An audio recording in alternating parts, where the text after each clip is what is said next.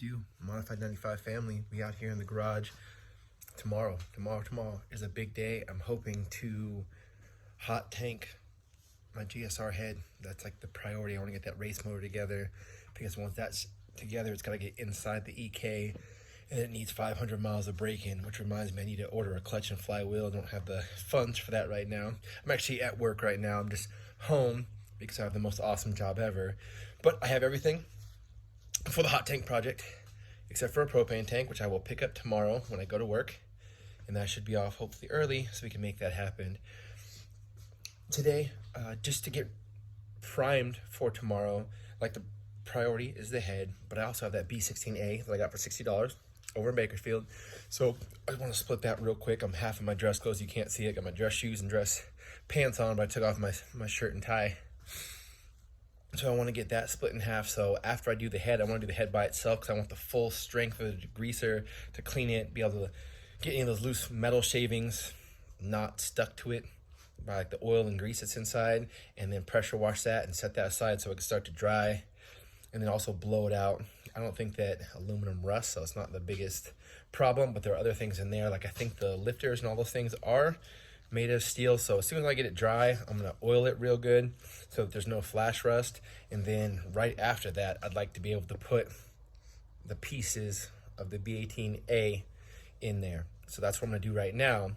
None of that crap, that's all tomorrow stuff, but thank you for coming for that. But just separate it real quick. I got new gloves from Harbor Freight. These are my favorite. These are the 9mm ones, extra large. So give me 5 on my very black hand side, and let's go. To start this project, I had to handle business. First, I took out the trash and the recycling. I made breakfast for lunch and delivered that to my wife in bed. She's asleep with our daughter, getting a good nap in. So once I took care of all those responsibilities, now I can get down to brass tacks. So I pulled out all the engines because this one was very far in the back, and I swept out in there because I want to keep the garage nice and clean. Still have a lot of stuff to organize, but it's looking pretty assembled and organized right now. So this is a B18A. I believe it came from a DA Integra, but you can also run them in a DC Integra. I don't know if that's technically legal or not.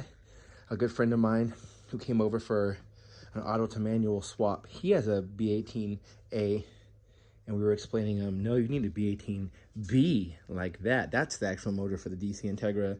That's not a GSR. That one's the GSR one. So here we go. I just want to get this apart. I know nothing about this. I was so excited. The price is what really reeled me in. I'm pretty sure this thing was sitting outside, so I don't know if the cylinders are full of rainwater. I don't see spark plugs in there, so I don't know if this was covered under a board. I don't know what minimum precautions we're taking to make sure this was good. So I don't know if the block is good. I don't know if the head is good. I don't know anything. I don't know if there's oil in here.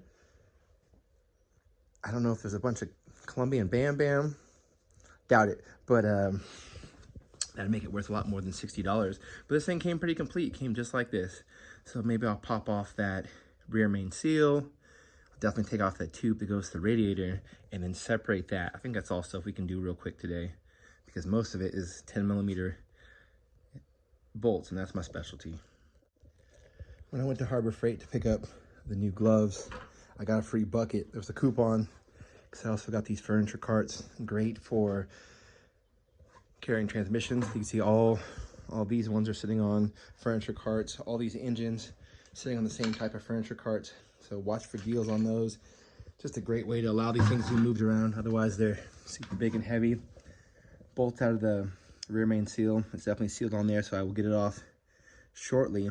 Got this breather box off, and the first thing to splash out was oil and water. So maybe there's oil in there still. That's the hope. So we're just continuing to break it down. So I'm just going to come back with all these things off. Bolts on this came off, so this is going to slide right off. I'm going to take this off next. I'm going to put something down, hoping it doesn't leak out because I have no way of lifting this conveniently. I don't want to get out the cherry picker just to lift this thing up to put the oil pan under it, to drain the oil from the oil pan. I'm hoping it just stays down at the bottom. I can get everything else off. Full disclosure, I've never really seen inside of an LS motor. Mostly just GSRs, B16s, and both D16s and D17s. Sorry, D16 Y7s and D16 Y8s I've seen inside of, and I've had a little bit of chance to work, but it's just generally grimy. So hopefully the head is good.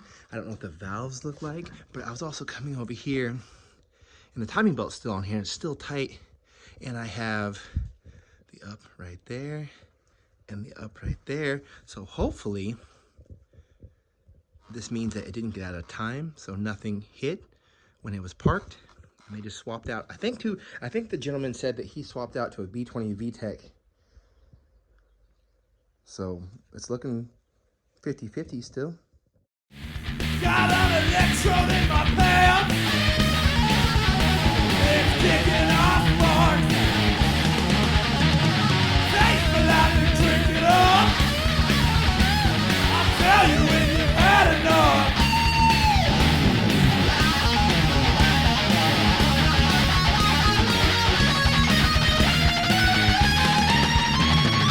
I'm not crazy. Made pretty quick work of that. There was a good amount of oil on all the assembly hardware that was coming out, so I hope that was good and means it was protected and covered and didn't, like, there was no rust or corrosion.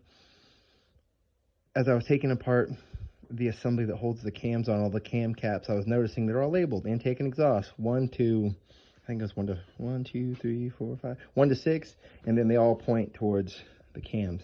So if this thing can end up going back together, I'll know how to put it back together. I was actually being gentle, taking those things off.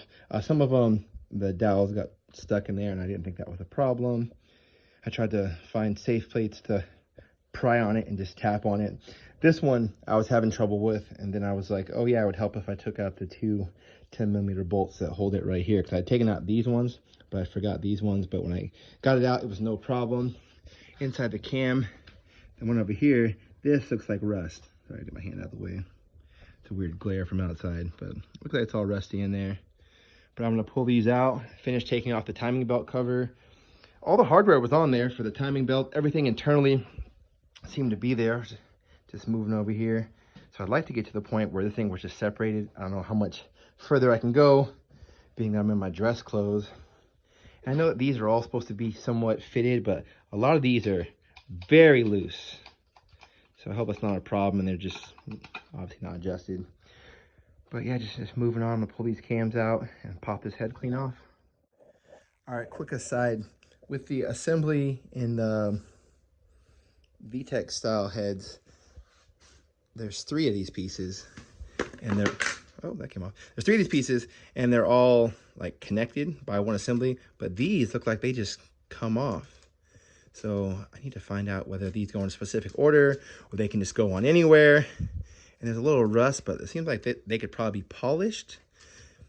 And so for 60 bucks, you know, some at least decent pieces coming out of here.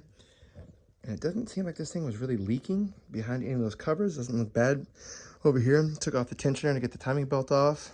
I'll probably pop this water pump off real quick. I mean, still spins, so hopefully that's still good. So yeah, the more good parts we can find, the absolute better. Well, I thought I was being careful. And so now this engine's cost me more than I saved by buying it for $60. Because if I try to get the head bolts out, I was using this 14 and I snapped it. And it's a snap-on, which means it doesn't belong to me, which means I need to buy my housemate a new one to replace this one. It's a very important tool, very important size. So we'll do that. I'll probably order this on eBay on my way back to work. But let's keep working on this. Maybe I can break some of my tools, the ones that have lifetime warranties from Harbor Freight. I always want to show progress, even when I have little to show. But I got this motor pretty well stripped down. Got most of the things off of it that would be in the way of us hot tanking it. I sprayed some WD-40 on these. Hopefully that seeps down there and helps me loosen them. I even switched from a torque wrench to a breaker bar, because probably really what I should have been using. I feel like I had better leverage with that, but I could not afford to break a second tool today. So we're just going with that. I'll probably pop out this sensor on the side.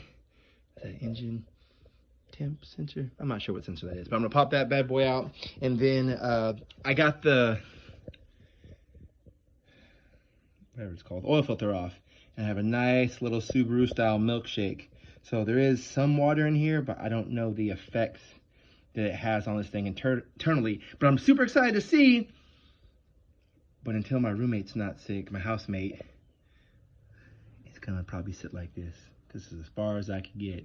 Well, actually, too, if I was not in my work clothes, I could probably straddle this thing like a cowboy and wrangle those bolts out without breaking any more tools. And I was more so just being careful. I did not strip any of these because that would be pretty bad. All right, fam, thanks for coming along. Stay posted very, very soon. Hot tank tomorrow. Usually, if I can take the video, I can have it up pretty quick. All right, we'll see you next time. I left your socket.